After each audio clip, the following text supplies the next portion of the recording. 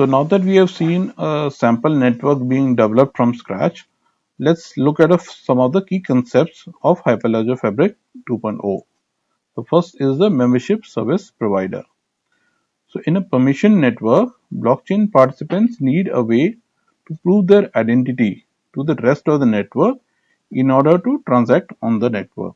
So unlike the Bitcoin or the Ethereum, which are permissionless networks, herein in Hyperledger, any new participant needs to prove their identity to the rest of the network.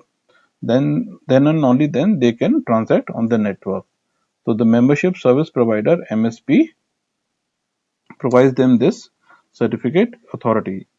So the certificate authorities issues identities by generating a public and private key, which forms a key value pair that can be used to prove the identity. So this is very similar to like what you have in a email application. You have a username and you have a password. Because a private key can never be shared publicly, a mechanism is required to enable that proof, which is where the MSP comes in. Now this private key is known only to the user only. It is not to be shared publicly.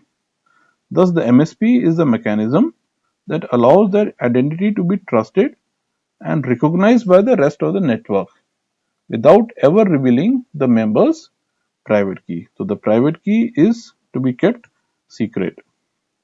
For example, a peer uses this private key to digitally sign or endorse a transaction.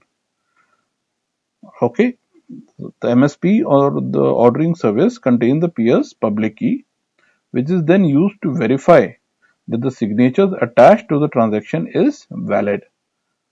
So the private key is used to produce a signature on a transaction that only the corresponding public key that is part of an MSP can match.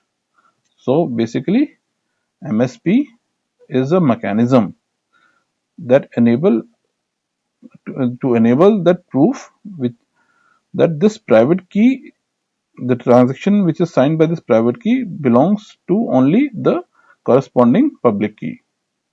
So that is how we can verify that the transaction is coming from a recognized source.